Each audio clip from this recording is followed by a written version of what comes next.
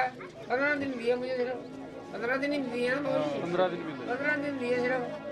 अगर 15 दिन में इतनी बड़ी कॉन्स्टिट्यूंसी है, मैं कहाँ कवर करूँगा? कभी नहीं पूछा, अगर मैं नहीं जाता ना करती उसको।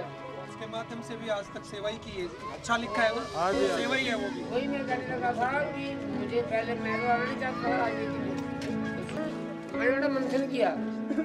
मंथन में बात ये निकली कि अश्विनी कुमार तू वैसे ही लोग आते हैं तेरे पास कंप्लेंट लेके अखबार के लिए, तो जब मैं बनूंगा MP डबल हो जाएगा काम। फिर वो नहीं, वहाँ से नहीं चली गोली तो यहाँ से चलेगी, यहाँ से गोली नहीं चली तो मैं आपको बताता हूँ, जो वो इमारत बनेगी ना बहुत बड़ी, उसमें मैं करनाल की छोटी सी और मैं आपको दावा करता हूँ कि आप मुझे वोट दो, मैं आपको निराश नहीं होने दूँगा। कभी निराश नहीं होने दूँगा। तंग हो सकते हो क्योंकि मैं बार-बार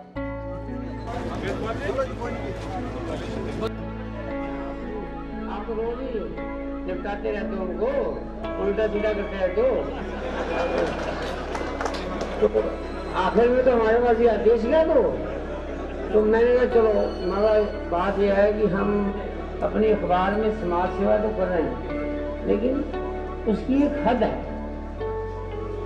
तो मैंने कहा अगर मैं संसद सदस्य बन जाऊं तो कम से कम मैं करनाल और पानीपत के लोगों के शिकायतों का, मेरे पास 2 वेपन आ गए, एक में तलवार एक में बंदूक। अगर पार्लियामेंट में हम उठाएंगे आवाज नहीं सुनी जाएगी तो बंदूक चलाएंगे उस अखबार में, तो मैं इससे फायदा होगा आम जनता को। तो मैंने थोड़ा सा मैंने ना लिया, तो अंत में मुझे मोदी जी का फोन आया कहने की क्या करता है यार तू, हाँ मैं तो तुझे अपना दूध बना के गई। मुझे तो ये लगता है अगर आज मैं कहूँ ना कल 10 तारीख है, आप आज ही तैयारियां कर लो, वोट डालेंगे कल मोदी को। और गांव देख के आया मैं, लोग इतने बेताब हो रहे हैं कि जल्दी से 10 तारीख आए और हम वो बटन दबाएं कमल का। तो मुझे कहने लगे भाई तू क्यों ना वो कर रहा है? मैं नहीं मैं ठीक हो गया हूँ, मैं लड़ूंगा। ठीक है लड़ेगा। तो उनको भी शांति यही सबको। आखिरकार सबसे अखिर मेरा नाम अश्विनी कुमार करनाल लिस्ट में, सारे भारत की लिस्ट में, मगर ये भी एक रिकॉर्ड है। तो भाइयों और मेरा रिकॉर्ड है, मैं यही कहता हूँ, ये भी एक रिकॉर्ड है, एक दिन में 49 गाँव कवर करना। बोर्ड की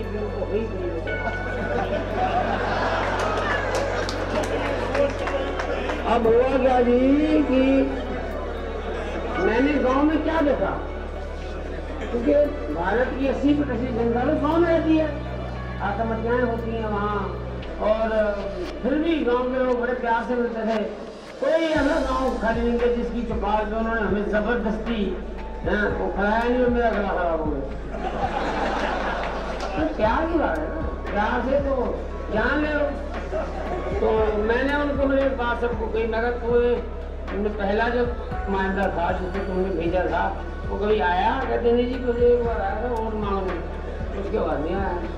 मगर ऐसे करो, अगर तुम लोगों को पॉलिटिशियन पे हो गया शक, अब मैं उस शक को दूर करूँगा आज। कहते वो कैसे? मैं कहा हर सरपंच को मैं कहूँ अपने घर के साथ एक कमरा मेरा बनाओ, जिसके हमारा संसद सदस्य, उसमें एक टेलीफोन हो, एक टेबल हो, एक कुर्सी हो, एक मंजा हो, बस। मगर तुम लोग तंग ना आ जाना मेरे से, क्योंकि मैं ऐसा नहीं हूँ घर बैठा रहूँ, मैं तो घूमता रहूँगा तुम में से ही, और मैं तुम में नहीं गया हूँ।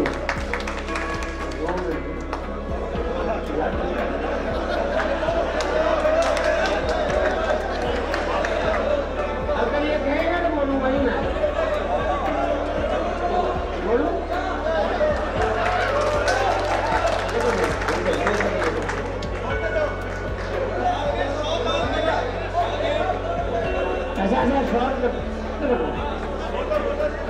हालांकि इनसे बातें करने में मुझे मजा आ रहा है। वोट मुझे पड़ेगी, लेकिन जब वो शानदार भारत बनेगा तो उसकी कंस्ट्रक्शन के बीच में मैं करनाल का एक छोटा सा टुकड़ा है,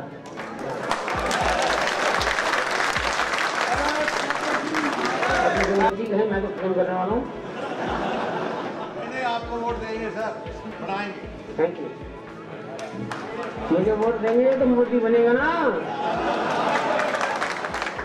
तो मैं आपसे अपील करता हूँ कि आप 10 तारीख को फूल के ऊपर बटन दबाएं ताकि मुझे विजय प्राप्त हो और मैं दिल्ली जाकर के आप सब लोगों का रिप्रेजेंटेशन करूँ वहाँ।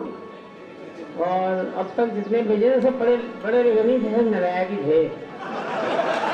पहली बार ये सब पढ़ा लिखा व्यक्ति जा रहा है तो आपको बड़ा अच्छा लगेगा। और मैं आपके बीच था, आपके बीच हूँ और आपके बीच ही रहूँगा। धन्यवाद।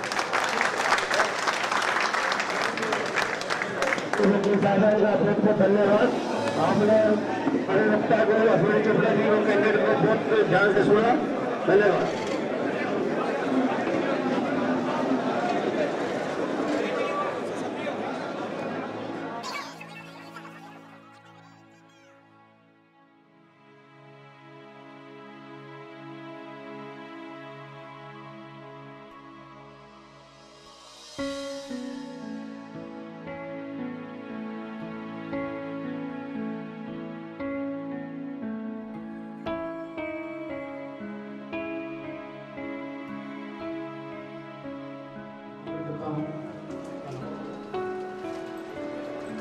मैं कृष्ण जी का थोड़ा सा परिचय देना चाहता हूँ।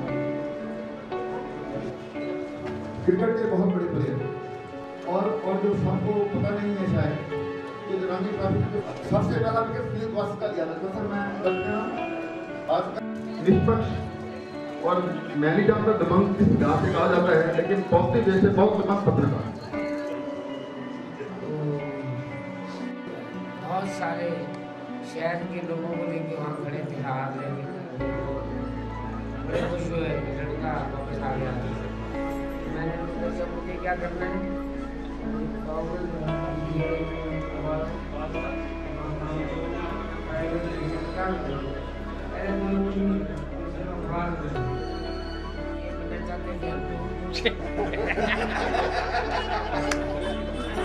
मेरे पास है बायोडाटा लेके बड़ी जल्दी थी।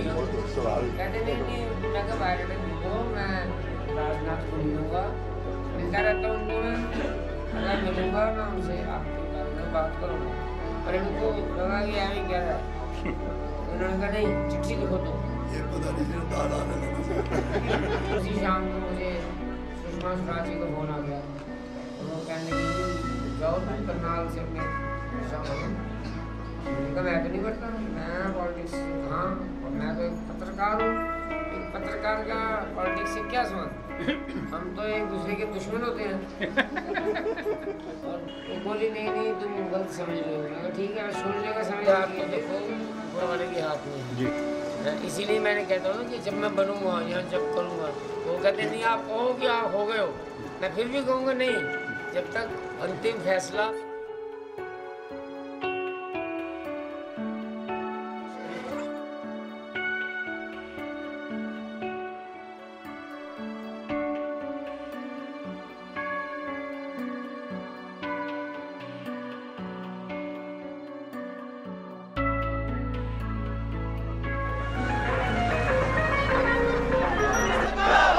अश्विनी चोपड़ा जिंदाबाद।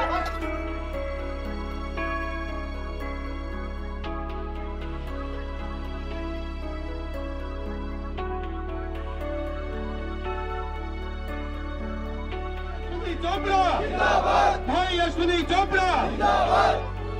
नरेंद्र मोदी जी का दूत बनता है भाइयों। मैं उनको समझता हूँ, आप जाओगे ना वोट डालने 10 तारीख को, तो आप मुझे लगता है बहुत आपका बस चले तो आज ही 10 तारीख को नहीं।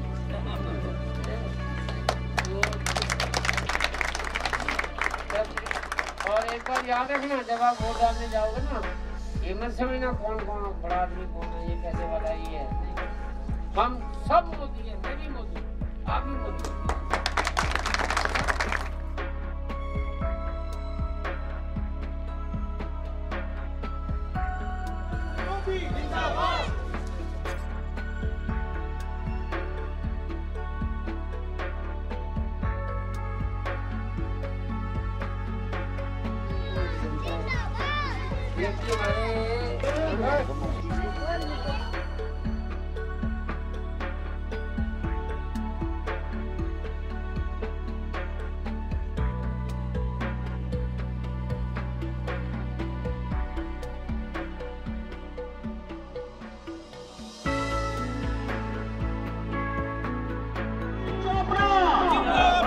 अश्विनी चोपड़ा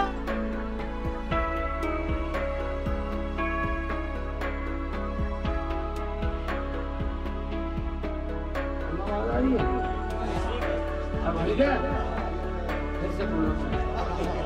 बुजुर्गों, दोस्तों, युवा शक्ति और बच्चे, अब सबको प्रणाम, राम राम। मैं यहाँ पर आया हूँ मोदी जी का दूत बन,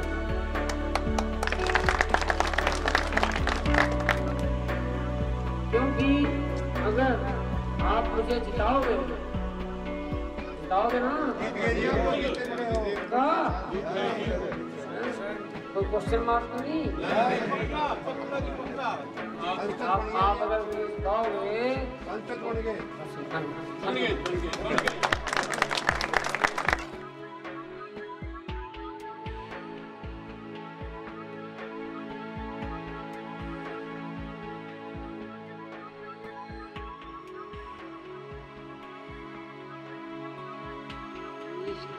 देश के रक्षक का काम करोगे। ये नहीं सोचोगे कि मैं आप हूँ, बंसल हूँ, या मैं ये हूँ, या मैं अश्विनी कुमार, नहीं। उस दिन अश्विनी कुमार भी नहीं है, आप भी नहीं हो, हम सब मोदी हैं, हम सब मोदी हैं और हमने मोदी को ही वोट। मुझे चुनने के बाद आपको कभी पश्चाताप नहीं, ऐसा नहीं। धन्यवाद।